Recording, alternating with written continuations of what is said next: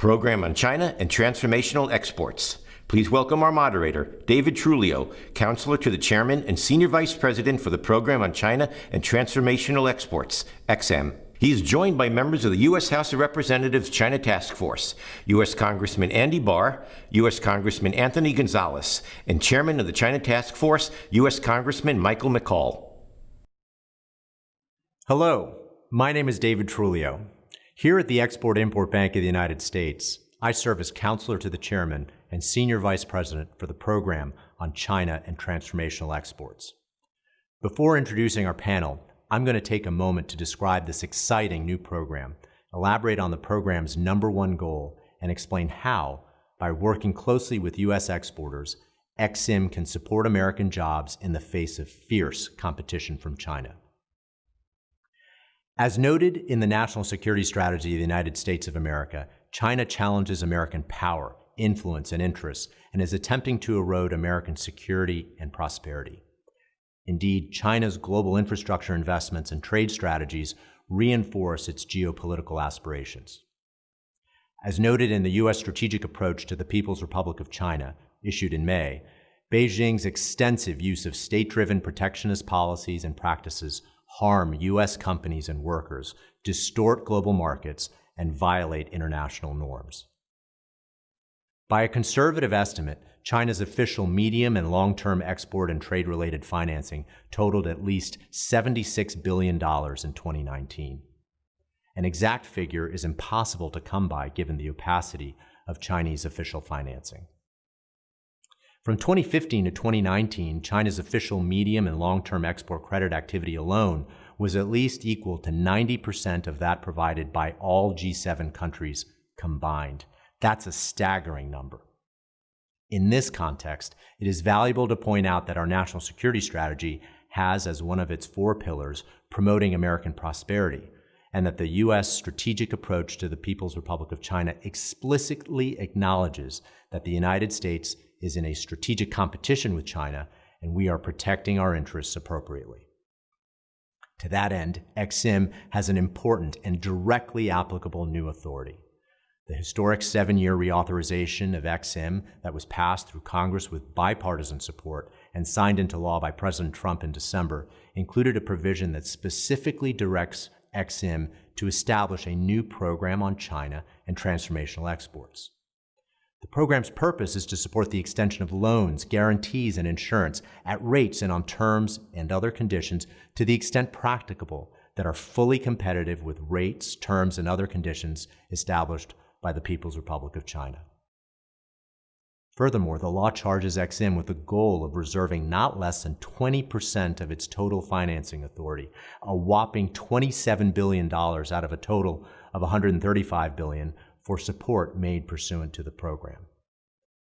I am responsible for working with the EXIM team and with stakeholders across business and government to expeditiously develop the program, which has the aim to directly neutralize export subsidies for competing goods and services financed by official export credit, tied aid, or blended financing provided by the People's Republic of China. An additional aim of the program is to advance the comparative leadership of the United States with respect to the People's Republic of China, or support United States innovation, employment, and technological standards through direct exports in 10 crucial industries key to long-term U.S. prosperity and security. Those sectors, referenced as transformational exports in the statute, consist of wireless communications equipment, including 5G or subsequent wireless technologies, artificial intelligence, quantum computing, semiconductor and semiconductor machinery manufacturing, and high-performance computing, biotechnology and biomedical sciences, renewable energy, energy efficiency and energy storage, water treatment and sanitation, and emerging fintech. As you might imagine, we in EXIM are working through a number of program development features. However, I'd like to emphasize that our number one goal as an EXIM team when it comes to this program is to execute deals where U.S. businesses successfully compete against Chinese state-backed entities. In other words, it's crucial that working closely with exporters and their partners, we achieve tangible results in the form of completed deals that help specific businesses in the United States generate exports and support U.S. jobs.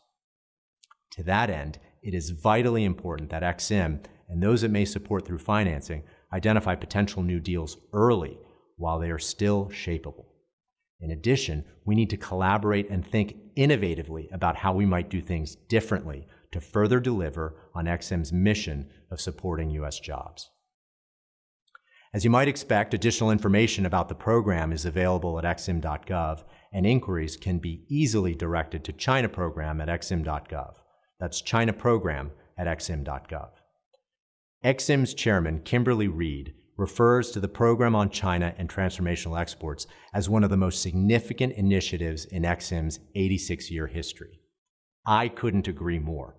When private financing is not available, EXIM seeks to be a truly bold and innovative partner for U.S. companies and workers who need support in competing with China globally. More broadly, a close partnership with the Congress is critical as the U.S. adapts its policies and programs to help U.S. businesses compete globally in the face of predatory practices. I'm grateful to be joined now for a panel discussion by three distinguished members of the U.S. House of Representatives who understand the vital importance of U.S. leadership to address the malign global influence of the Chinese Communist Party, or CCP. Representatives Michael McCaul, Andy Barr, and Anthony Gonzalez are key leaders on the House China Task Force, whose important work is a natural fit with the efforts of EXIM's Program on China and Transformational Exports. Representative McCaul represents Texas's 10th Congressional District, which stretches from Austin to the Houston suburbs. He is the Republican leader of the House Foreign Affairs Committee, believes strongly in international engagement with our allies, and is committed to countering threats facing the United States, especially the increasing threat we face from nation-state actors such as China. Congressman McCaul chairs the China Task Force and leads his colleagues in developing legislative solutions to address the Chinese Communist Party's malign global agenda.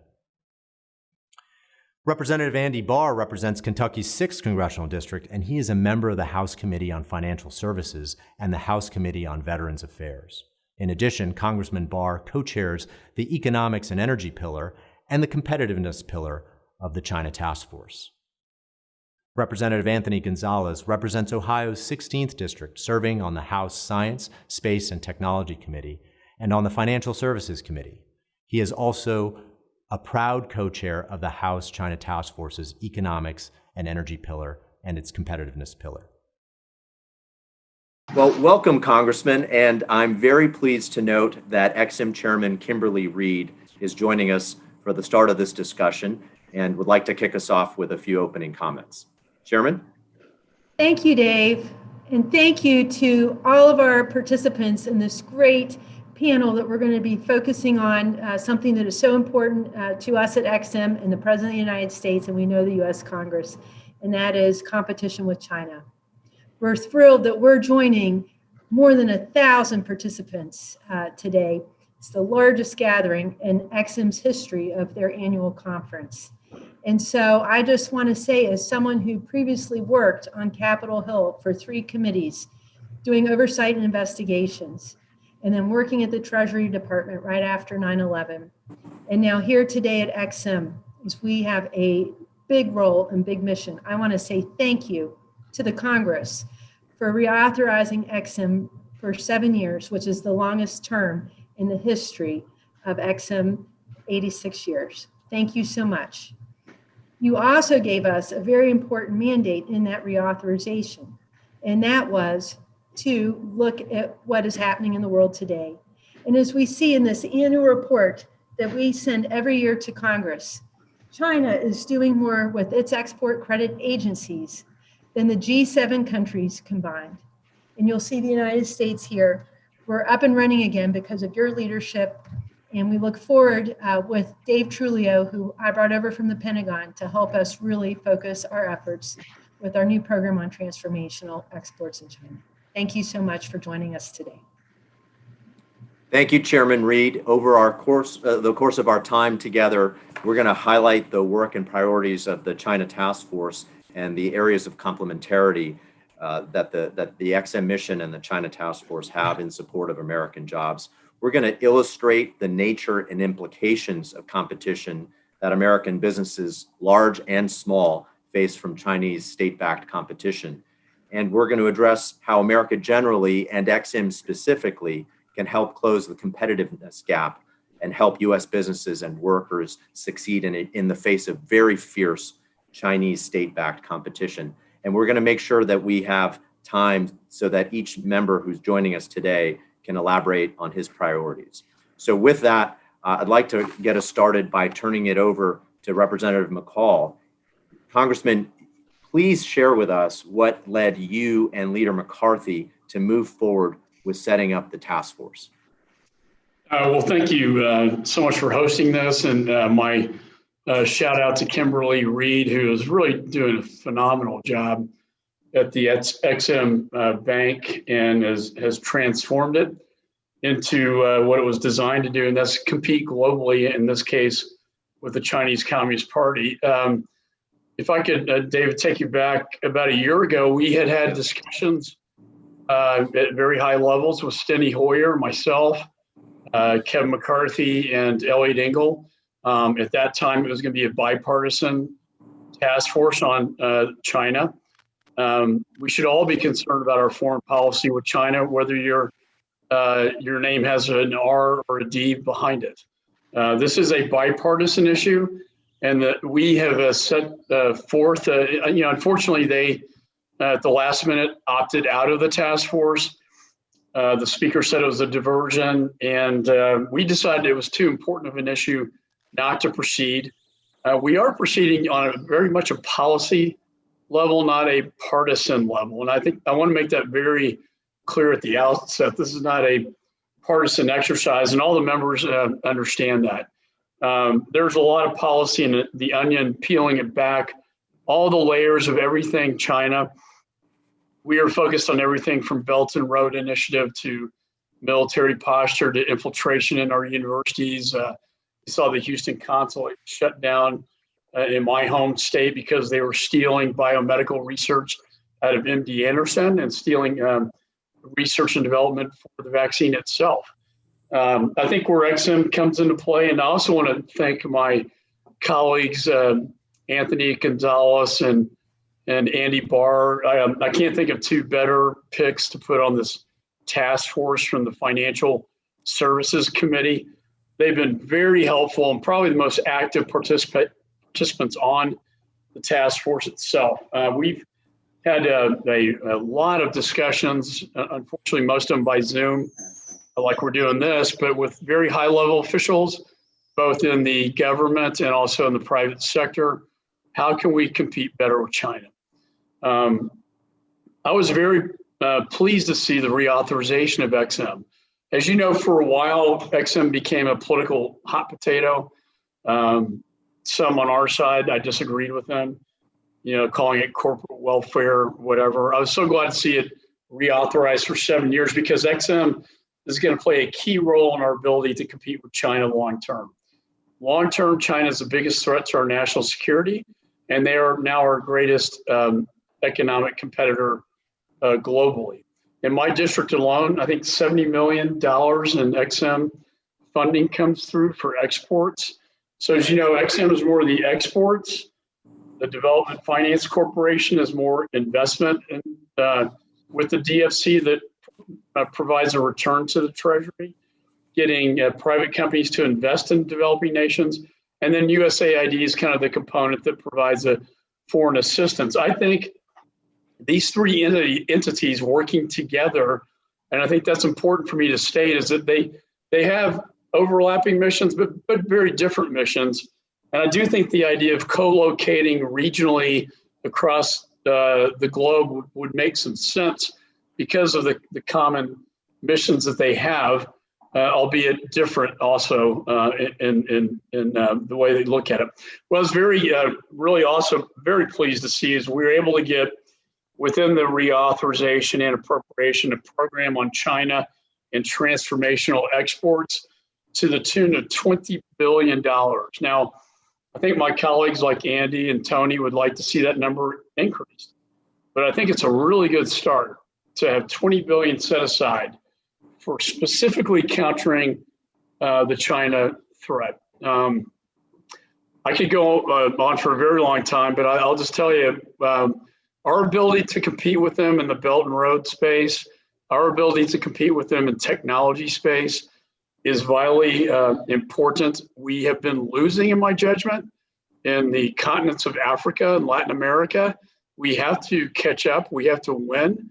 And we also have to beat them in technology. When it comes to Huawei 5G, quantum computing, artificial intelligence, all of these things, I think if anything COVID has done is it's woken the American people up to the fact that China is no longer our friend, that the Chinese Communist Party oppresses its own people, and that we need to be less reliant on China, because the more reliant we are, the more vulnerable we are, which takes me to supply chain. I think the biggest thing that's going to come out of this task force and our report and recommendations is going to be how can we decouple supply chain, not everything, but things that pertain to national security.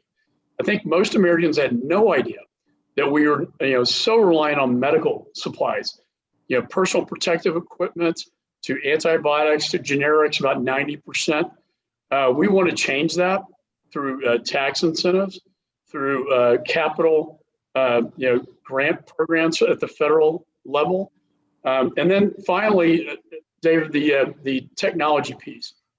Senator Cornyn and I got in the National Defense Authorization Bill, the CHIPS bill authorization. What is that? That means that where companies are creating these advanced semiconductor chips that are very much related to our national security with the DoD, everything from military equipment to our phones to 5G, all things technology. We can't let the Chinese beat us on that one. They're investing $1 trillion in their digital program. We are now working with Taiwan on TSMC in Arizona. This is a pilot program that I think is going to be the model for the nation as we look at how can we bring manufacturing and jobs back to the United States when it comes to things like advanced semiconductor chips. I know Applied Materials is on this call. They're in my district. They would be a big beneficiary of this bill, as would Samsung, the largest foreign investment in the United States, Intel, Global Foundries. The list goes on and on. A lot of these companies in my district, here in Austin. And I think with medical, we're going to be looking at the same concept. So I know I've probably talked too much, like most of us do, but that's kind of my big overview. And I want to yield back to give my colleagues a little bit of time. And I want to commend them for the hard work that they've been doing. We are actually putting pen to paper right now. It's September, and this report will be coming out October 1st. And I know you're going to really be interested in reading it.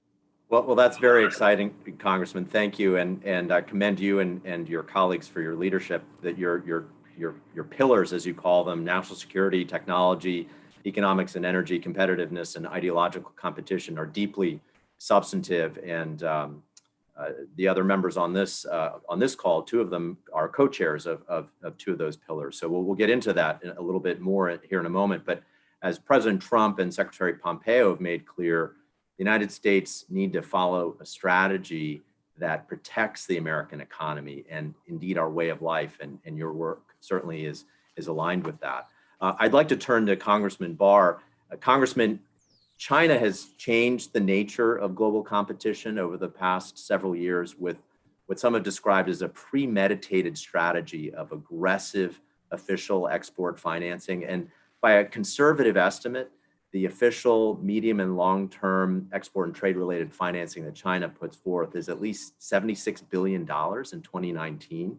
And our ability to estimate that is limited given the opacity of official financing data. But it's a really staggering amount of money. And our estimate is that from 2015 to 2019, China's official medium and long-term export credit activity alone was at least equal to 90% of that provided by all G7 countries combined. So it's a very, very staggering scale. So whether they're in Kentucky or Ohio or Texas or elsewhere across the United States, or whether they're large or small businesses, Congressman Barr, what are employers and workers you're talking to in your district and beyond? What do they seek? what are they experiencing, and what are they experiencing as they seek to export in that face of Chinese competition? Well, Dave, thanks for having me, and kudos to Chairman Reed and you for standing up this China program and transformational exports program. It's so important to our security and our future, and preparing the United States for the coming multi-decade competition with the People's Republic of China and the Chinese Communist Party. Chairman McCall is doing a great job. My colleague Anthony Gonzalez. We're going to have a great report that's going to provide many recommendations. And as co-chair of this economics and energy subgroup or pillar, I cannot underscore enough how important it is that economic competitiveness be a major focus. And we cannot be economically competitive without robustly competing with China on the export front. Most of the constituents I have that are exporters, and I would say that this is probably true throughout the country, all U.S. exporters will simply say, we just want a level playing field. We're ready to compete. We can compete. Certainly we can compete on quality, but it's very difficult to compete with Chinese firms on price. And the reason for that is because of cheap labor. It's because of poor quality standards, but mostly it's because of the very significant government subsidies that supports export financing. And so on that basis, it's very difficult for U.S. exporters. So what we've got to focus on in this China program that we, as part of the reauthorization of the Export-Import Bank, and I am a member of the Financial Services Committee, our intent was to give you at the Export-Import Bank the tools to adequately compete and neutralize China's advantages with respect to these massive government subsidies for export financing their own exports. Great. In fact, and you're co-chair of the competitiveness pillar, so it's something that you're particularly focused on. So thank you for that. I'd like to turn to Representative Gonzalez, who is a leading voice pushing back on China and its influence. And Congressman, you said China represents one of the biggest existential threats facing our nation today. So as somebody who has worked in the technology industries, who's a Stanford GSB MBA graduate, please share with us some of the implications of that Chinese state-backed competition in those key industries that are essential to long-term prosperity and security for the country. Yeah, well, first off, thank you to Chairman Reed and for yourself and all of the folks at XM for the great work that you're doing. Great to be here with Chairman McCall and my friend Congressman Barr. With respect to sort of your question, the questions that I always start with are, number one, who is China and what do they want? And in China, the Chinese Communist Party is a totalitarian system, and what they want that abuses human rights and the like, what they want is to dominate the industries of the future, thereby displacing the United States so that they can export the Chinese Communist Party values in service of the PRC. That is why I believe that they are in fact the greatest existential threat that we have long term to our nation. And those industries that they've targeted and Made in China 2025, which are the highest growth industries that we're likely to see for the next decade to 2 decades, are what they seek to dominate. That's how they economically, one of the tools that they're using to, in fact, displace the US and lead the global order. These are enormously powerful technologies. You're talking about quantum computing, AI and machine learning, all of the growth industries, but the ones that are going to determine sort of the economic rules of the road and the national security environment that we find ourselves in. So to me, I think it's fairly simple, though it's difficult. Simplistically, what we need to do as a nation is make sure that we're doing everything we can to in fact be the leader on those industries. We've always led globally from an innovation standpoint, but when you're competing with this enormous behemoth that is willing to basically do anything within the law or outside of it to succeed, I think we need sort of a whole of government and really whole of society focus on continuing to lead with our economic model, with our economic values, and making sure that the Western rules of the road, which have kept us safe globally, basically since World War II, continue to be that which we all live under. And so that's where I think the implications from a technology standpoint are so incredible, because it's really, sort of what system do you want to live under? Do you want to live under one informed by Western democratic values, or do you want to live under one informed by the PRC and Chinese Communist Party values? I know where I stand, and I know where everybody on this call stands. And so I think it's incumbent upon all of us to make sure that we're doing all the right things policy-wise to ensure that happens. And Congressman, I want to really underscore and commend you for citing the Chinese Communist Party by name.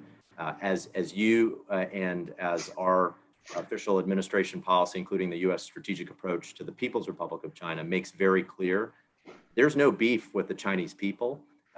America embraces and looks forward to not only our success, but the success of the Chinese people. It's the malign influence of the Chinese Communist Party and the actions that it takes that are a real challenge. And I assume you're seeing this with the exporters in Northeast Ohio who are in your district who are facing that competition rather directly, I assume. Yeah, and this is frankly where XM has been so great for my district, providing over $43 million over the last few years to our exporters, in particularly in my district, in our more rural counties and in some small businesses, which I think is fantastic. But in Northeast Ohio, it's not uncommon, or I guess it's common knowledge that the Chinese Communist Party has subsidized industries to our detriment. So we have seen steel jobs, we have seen aluminum jobs, we've seen good manufacturing jobs leave our shores, go over to China. Basically from the day that they got into the WTO, you can just see a giant cliff with respect to manufacturing jobs in this country and certainly in Northeast Ohio. So we've seen it. I grew up with it. I sort of growing up in a steel family. My father has a steel processing plant in Northeast Ohio. So this is sort of what we lived growing up. And so to go from there and then to see it on the technology side and really to see it just proliferate all that they do, I think just underscores even more what you said, which is our need to overcome all of the different barriers that they keep throwing in our way. And we will, we always do, but we've got to get smart and we've got to get all the policies right. Thank you for that. I'd like to come back to Congressman Barr. Sir, when it comes to understanding how and where Chinese state-backed entities are advancing their interests around the world, what's your latest sense of the quality and depth of the economic and competitive intelligence that's available to not only our government, but to the tools that we have in this broader competition? And I'm curious what your thoughts are on greater integration and development of our national intelligence and analytical capabilities in that regard. Well, thanks for that question, because when you look at China's global ambitions, you have to think of the Belt and Road Initiative and their debt trap diplomacy and the lack of transparency in the way in which they finance projects overseas.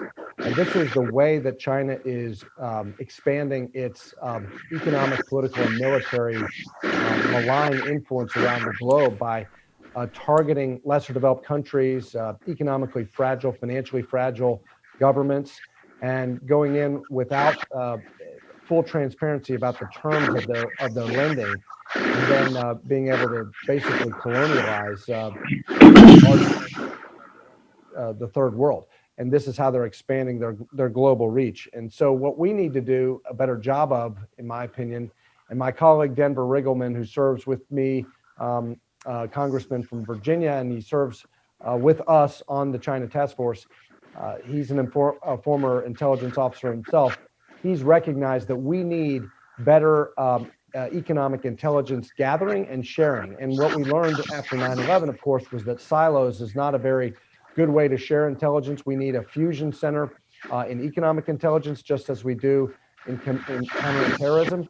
And so the idea is to stand up an Office of Economic Intelligence through the Office of Director of National Intelligence, coordinating with the Export-Import Bank and other agencies like the Development Finance Corporation, so that all of these agencies that are tasked with helping American exporters and American companies invest in and compete with China, that we have actionable intelligence that allows us to get deals and compete with China in real time. Wonderful. Well, thank you for that. That sounds very interesting. Chairman McCaul, I'd like to come back to you. You're passionate about technology. Technology is one of the pillars of the task force, as we said. It has a particular emphasis on industries that are essential for American security and competitiveness. You mentioned the Chips for America Act. I wanted to ask you to elaborate more broadly on your thoughts on enhancing U.S. semiconductor exports, which is one of the EXIM legislatively designated transformational technology sectors, and the export piece, but also the financing piece, and how we maintain that competitiveness and address that when it comes to exports of semiconductors.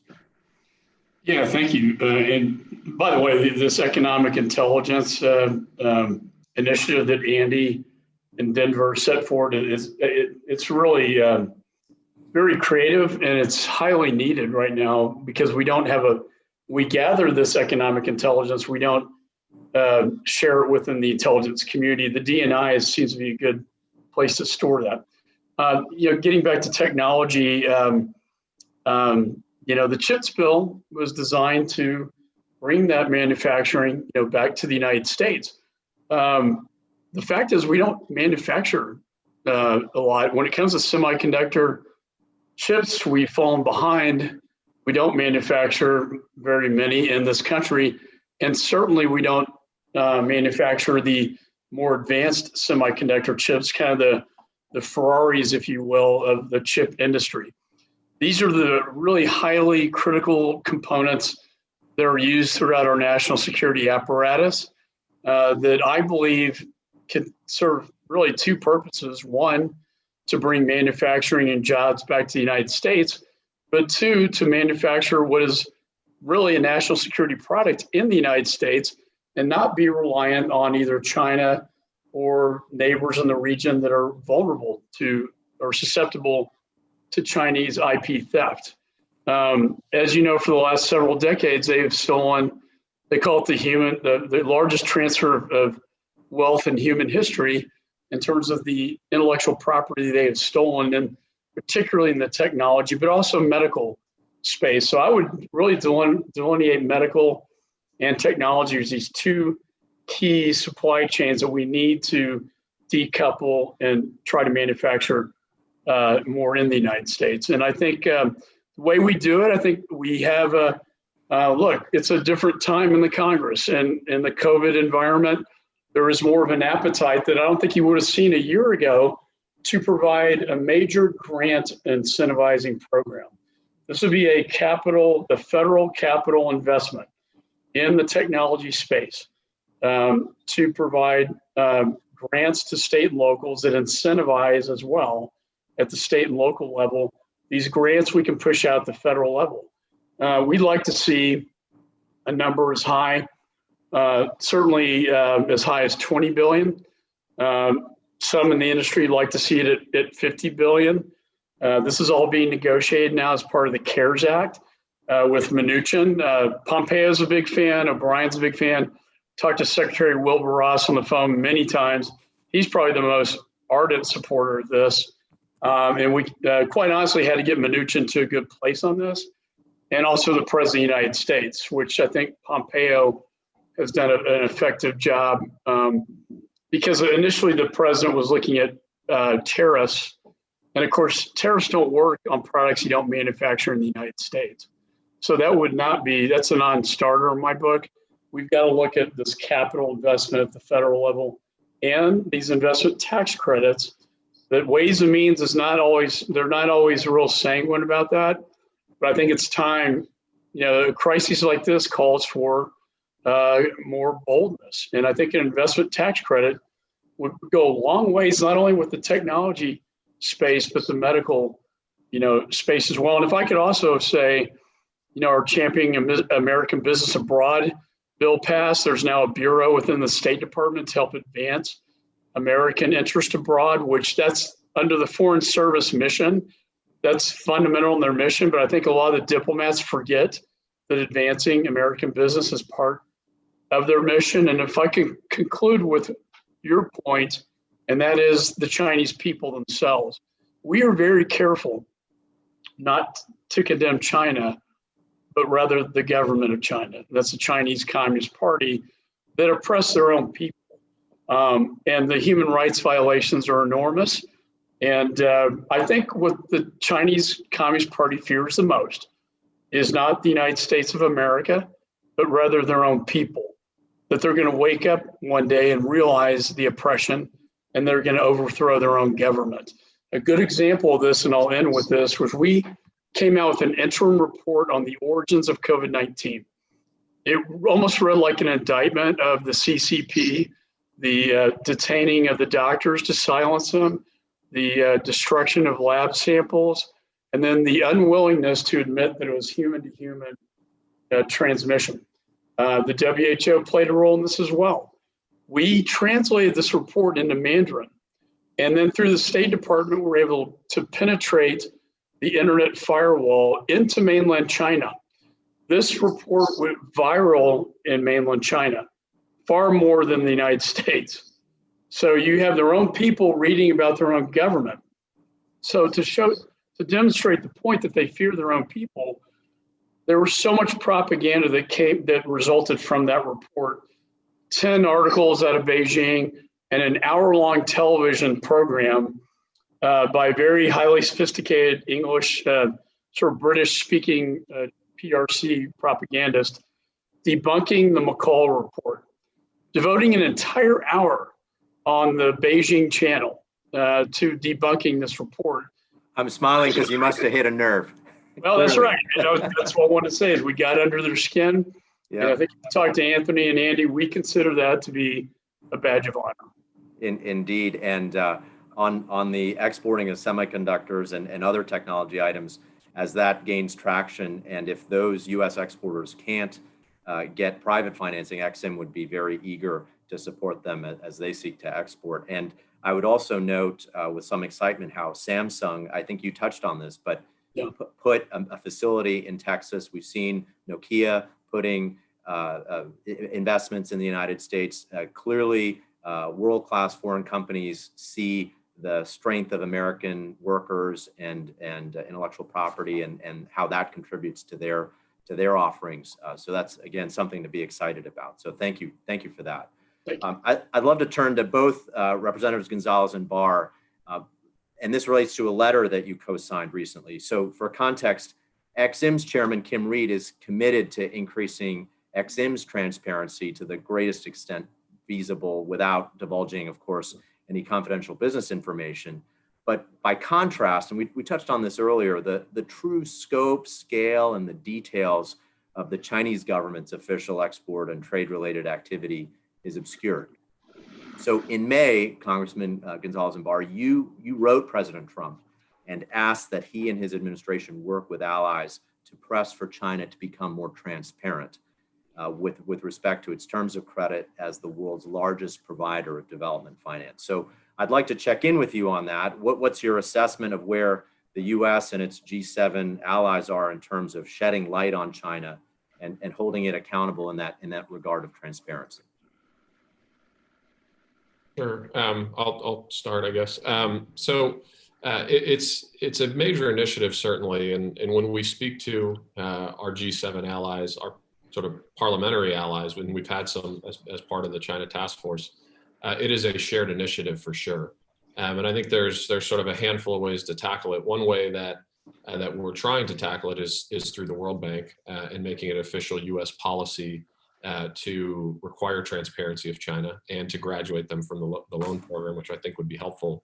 Another initiative that I've been leading, which we're hoping to polish off here in the next few weeks, is an interparliamentary G7 letter signed by members of our task force and our Congress, make that bipartisan, but also our G7 allies that we would then send to our respective heads of state ahead of the G7 whenever it occurs, basically tasking them with tackling this issue among many others. And the good news is I've had those conversations with some of our colleagues around the world, is that there's really very little disagreement and very little daylight between how we see the CCP and they see the CCP. I think that wasn't always the case, but COVID has certainly opened some eyes, and I'm hopeful that through partnership and American economic prosperity, we'll be able to continue to lead the way and really push back against the CCP.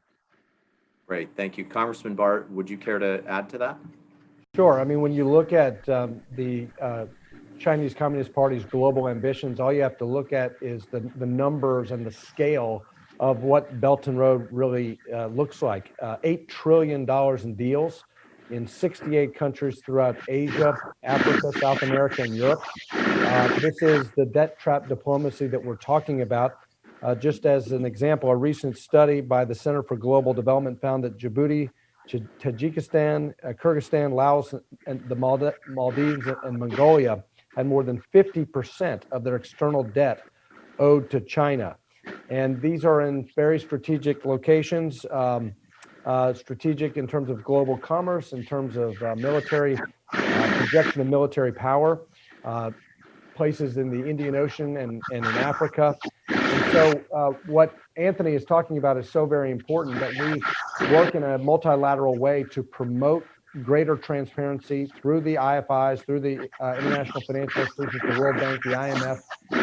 And the House passed last March unanimously, bipartisan basis, passed our colleague French Hill's bill out of our committee, the Ensuring Chinese Debt Transparency Act, which requires the Treasury Department to advocate for greater transparency at the international financial institutions with respect to Chinese state lending to IFI beneficiaries. I think the transparency part is very important for America, for the United States to be able to compete when we're able to educate lesser developed countries, third world countries, and their governments about what they're actually getting into if they enter into transactions with China, as opposed to the United States or our allies. Understood. Thank you very much. Chairman McCall, Chairman Reed has shared with us as on her leadership team how much she appreciated being with you back on December 20th for the signing of the 2020 National Defense Authorization Act at Joint Base Andrews. And that was the same day that EXIM's historic 7-year reauthorization was signed. So now that EXIM is back up and running and has the mandate for the China program, I'd invite you to comment on what your sense of the evolution of the perception of EXIM is, especially now that it's back. How can we bring greater awareness for what EXIM can do for U.S. exporters? Obviously, a forum such as this one is one opportunity to do that. But yeah, how do we increase the number of exporters whom we appropriately support in your district, or in Congressman Barr's district, or in Representative Gonzalez's district, or across the country? What are your thoughts on kind of the way ahead and your insights for the EXIM and broader USG team? Well, I think it all starts with leadership at the top, and Chairman Reed has really brought so much energy. She wanted to reform it, but it is vitally important. I remember, this is my 8th term, so I kind of feel like I'm getting a little bit older, but I remember the debate. You remember the debates of the past about EXIM, and I always thought it was a great tool to advance our exports. I mean, the goal is that our net exports will be the #1 exporter, not the #1 importer, particularly when it comes to China. I'll never forget going to the Los Angeles port, and they said, for every 1 cargo container we're sending out, 3 more are coming in from China. In a very, very short anecdotal story, that kind of says it all. 3-to-1 ratio that's very pro-China, very anti-American worker. So I think EXIM is the tool to change that 3-to-1 ratio. And I think, again, Chairman Reed has, I think, restored credibility to the institution. I was with her that great night when the president signed into law the Space Force, which is very exciting. And that's going to be part of our examination as well, is as China's launching, satellites and they're launching, into space, not unlike in the 1960s, we have to maintain our competitive edge in space. We have to control the digital space with quantum. We also need to control the space in outer space, because that's our space race has always had a military backdrop to it. It's about advancing to the stars, the moon, Mars, and beyond. It's about its sense of adventure. I remember seeing a SpaceX capsule landing for the first time in how many years. Very exciting to see that. But I think there's a great opportunity. When people say, how can we compete with China? How can we become a global competitor? Because again, I would argue that China is winning and where it comes to 5G or other issues. How can we win? It's through entities like XM. That's how we compete with China, and that's how we counter the malign China influence throughout the globe. In addition, the Development Finance Corporation that Andy talked about is going to be a vital tool. A good example, Afghanistan. I was talking to the ambassador, our special envoy sitting down with the Taliban. We've been in Afghanistan for a very long time. They are sitting on rare earth minerals. They have a gold mine in Afghanistan that we allowed the Chinese to come in to exploit. They come in with their own workers. They come in and exploit natural resources. They do not help the host country. That is their MO throughout the world. That's Belt and Road. Now the Afghan government's saying, you know what, China, get out. The United States, you're coming in. What's really interesting is that the DFC can help with private companies invest in these rare earth minerals that are so important to many of our technologies. And then, at the same time, provide a carrot, if you will, in the peace negotiations between the Afghan national government and the Taliban, because the Taliban is all of a sudden realizing that they too are sitting on a gold mine, and a lot of times money does talk. And if there's any chance for peace in Afghanistan, that will help provide that. But that's a short illustration of how DFC working with private businesses, but then XM, as well. And I would throw USAID as well. I passed a bill to brand. It's called the branding bill. Why can't we put our American flag on our foreign assistance, right? So when they get all this stuff from the United States, these countries have no idea where it's coming from. So one of the last things Mark Green asked me to do when he departed USAID was, can you pass a bill, because I cannot do it unless it's enacted into law, to put the American flag on our foreign assistance. So I really think these three entities that I just outlined, XM, DFC, USAID, I would love to see them co-located in regional hubs throughout the world, working together. That's how we're going to be able to compete and win against China. Thank you for that, Chairman. And I've seen it in my own direct experience, how much stronger we are when we operate together as a U.S. interagency team, and the tremendous capability the State Department and the Commerce Department bring, and then a number of others. So we owe it to the taxpayers who pay our salaries to give them the best return on investment. And it is amazing how much stronger we are. So it's exciting. I'd like to turn to Congressman Gonzalez and then Congressman Barr to see if you have any concluding thoughts or insights that you'd like to share as our time starts to draw to a close. Sure. Just quickly to build on Chairman McCall's point around coordination and the realization, frankly, which I agree with, that there are areas where we are falling behind, where we are being beaten by China. My belief, based on what I said at the very beginning around this being the existential threat that we face as a country, is it's going to require a step change with respect to our focus and attention and the intensity with which we compete against China. I do not believe that linear or incremental thinking, or hey, we'll just keep doing what we're doing and everything will turn out okay. I do not believe that's the case. I believe we need a much more coordinated, focused, and aggressive effort, not a combative effort necessarily, but an aggressive effort that puts American prosperity and American dominance in all of the major industries of the future at the forefront of that strategy alongside of our allies. I think that's the best way forward.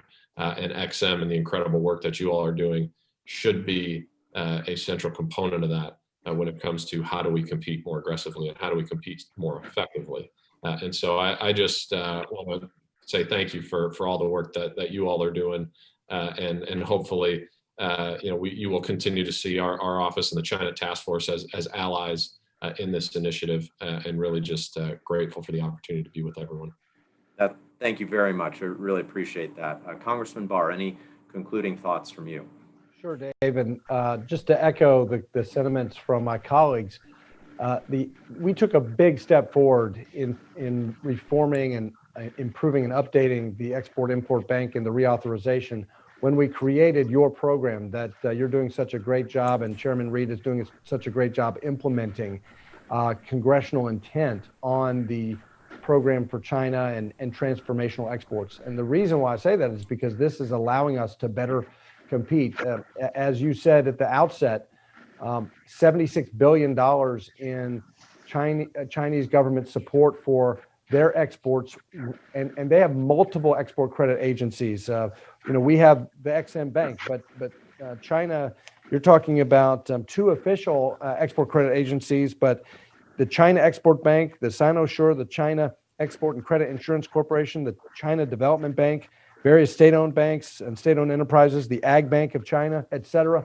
All of this, we have to have a very robust strategy to compete with what they're doing. And that's why I proposed legislation in the China Task Force to actually build on the progress we've made with your program, and in fact, increase the percentage of the financing that is reserved for competing with China from 20% to 33% of your entire portfolio, because we think it's that important to our economic and national security. And because we want XM to be pretty aggressive in this front, we also propose raising the default rate cap from 2% to 5%, because we want XM to be aggressive in finding deals in its transactions and its posture to counter China's Belt and Road Initiative. So we want larger and we want more aggressive deals. The legislation establishes an advisory committee for the program on China and transformational exports, and it would use the expertise of the U.S.-China Economic and Security Review Commission to help you all identify deals to go and compete against China. The other final point that we make in this legislation is that we want to create a waiver system for domestic content requirements. We know that it's well-intentioned to have domestic content requirement, but when we're competing in the telecommunications space in particular, and 5G, we need to change that domestic content requirement, because right now we cannot compete with China in 5G without partnerships, and that's the most important thing, to work in a multilateral way with our allies to displace Huawei and to displace China's malign efforts to dominate 5G. And that is critically important from an economic competitiveness standpoint, but also in terms of national security. Well, thank you, Congressman, for that. I much appreciated for that walkthrough of what your plans and way ahead is. And certainly we're eager to take whatever tools Congress and the President give us to aggressively compete as well. Chairman McCall, any concluding thoughts from you as our time draws near here? Yeah, I want to thank you, David, for hosting this, and Chairman Reed for taking an organization and making it a vital part of our Countering China initiative. And as Andy talked about, we'd like to see that percentage increased. I hope you would as well. And we want to thank you for your efforts. It's a vital part in our ability to compete with China on a global scale. I would like to end with something that Anthony mentioned, and that is the international community. I think you're finding more and more of our allies, whether it be European or whether it be Japan, waking up to the bad behavior of the Chinese Communist Party. and a willingness to decouple. A lot of people say, what should be, how do you hold them accountable for COVID? How do you hold them responsible? I think the market is going to do that. I think the market is going to respond not favorably to China, and their economy will suffer as a result of their bad behavior. And I think lastly, on the international scale, it's important to note, and I have this international 5G bill we passed out of the House, but it's very important that we engage with our allies, but it's also very important that we wake up at the United Nations level to fill key positions with our friends and allies and not the Chinese Communist Party or Russia or Iran or any foreign adversary. Because the Chinese have the CCP has very slowly and systematically taken over key positions in the United Nations. And I think the great example is Director General Tedros in charge of the WHO.